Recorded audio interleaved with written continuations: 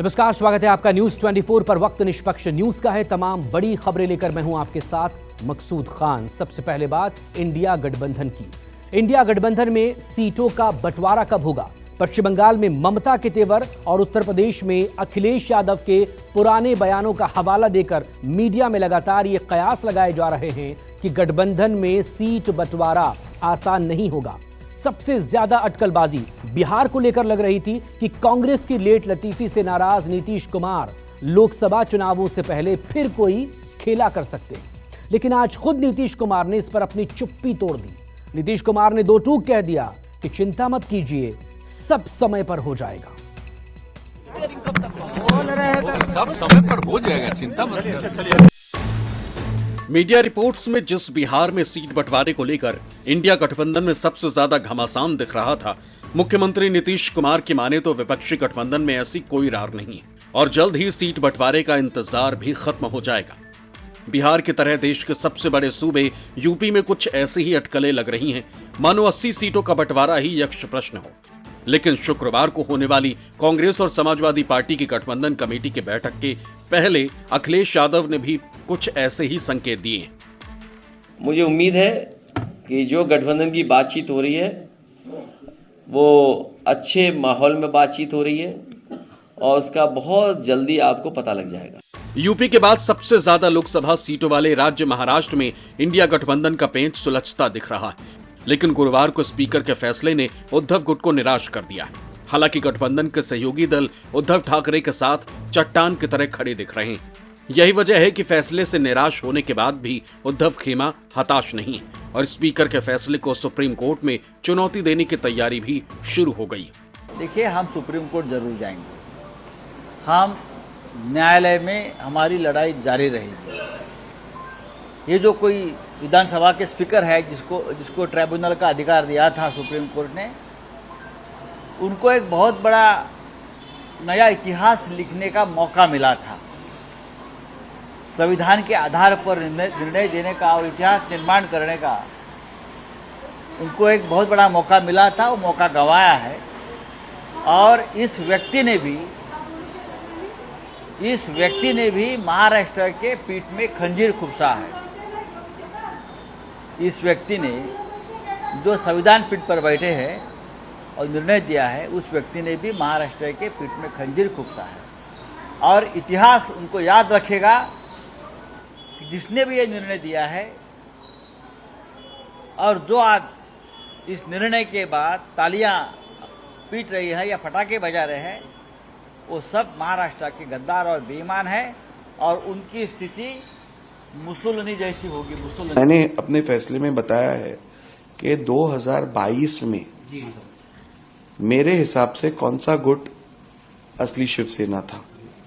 अभी असली शिवसेना कौन सी है, शिवसेना का सिंबल किसको जाता है, पार्टी नेम किसको जाता है, इसके बारे में निर्णय इलेक्शन कमीशन ने दिया हुआ है। पाप का घड़ा फूटेगा, हमेशा सदैव ये सत्ता में नहीं रहने वाले हैं। अटल बिहारी वाजपेयी जी ने एक बहुत महत्वपूर्ण बात कही थी, सत्ता आती है जाती है, पर देश सबसे ऊपर होना चाहिए, देश का संविधान सबसे ऊपर होना चाहिए। ये जो संविधान को दरकिनार कर सुप्रीम कोर्ट का दिया हुआ जजमेंट को दरकिनार कर जो निर्णय लिया गया है, वो मैं मानती हूँ दुर्भाग्यपूर्ण है, देश के संविधान के खिलाफ है। और आने वाले समय में महाराष्ट्र की जनता देख रही है कि किस तरीके से इलेक्शन कमीशन ने ये निर्णय लिए हैं शिवसेना पार्टी का नाम और सिंबल एकनाथ शिंदे को देकर, और साथ ही साथ स्पीकर ने वही काम किया है। देश उसको समझ रहा है और आने वाले समय में देश ही इसका जवाब देगा, खास करके महाराष्ट्र की जनता। जिस तरीके से ये पाप किया है, जिस तरीके से ये पीठ में खंजर घोंपने का काम किया है, गद्दारी की है, पैसों के बल पे, सत्ता के बल पे आप लोगों ने जो ये सत्ता बनाई है और सत्ता का मौज लूट रहे हैं, वो जनता उसका हिसाब करेगी। कल का फैसला जो है ये लोकशाही की जीत है, हमारे तमाम कार्यकर्ताओं की जीत है, हमारे बाला साहब ठाकरे जी और आनंद दिघे जी के विचारों की जीत है। और इसलिए मैं इतना ही कहूंगा कि कल लोकशाही की जीत हुई है, सत्य की जीत हुई है और एकाधिकारशाही, हुकुमशाही, मनमानी तरीके से जो कारोबार करते हैं उनकी हार हुई है। जनता के बीच में हम तो जा ही रहे हैं जैसे आज भी आदित्य कोल्हापुर में उस तरफ है, मैं भी 23 तारीख को नासिक जा रहा हूँ, 22 तारीख को तालाराम मंदिर में जा रहा हूँ, उसके पहले भी कहीं जाऊंगा, बाद में जाऊंगा। हम तो जनता में रहे हैं, जनता में रहेंगे, जनता और जनता के लिए, जनता के साथ लेकर, जनता को साथ लेकर हम लढेंगे। उद्धव ठाकरेंनी राजीनामा दिला आहे आणि सुप्रीम कोर्टाने भाष्य असं केलं, त्यांनी जर राजीनामा दिला नसता तर आम्हाला या संबंधीचा निकाल न्याय देण्याचा उत्तर घेता आला असता, पण त्यांनी राजीनामा दिला ते त्या ठिकाणीच्या पदावरच नाही, त्यामुळे त्याचा अधिक वाचन करायची आवश्यकता नाही। लोकसभा चुनाव को लेकर इंडिया गठबंधन में सीट बंटवारे की कवायद के बीच जम्मू कश्मीर के पूर्व मुख्यमंत्री और नेशनल कॉन्फ्रेंस के अध्यक्ष फारूक अब्दुल्ला को ईडी के समन पर भी विपक्षी नेताओं ने कड़ा ऐतराज जताया।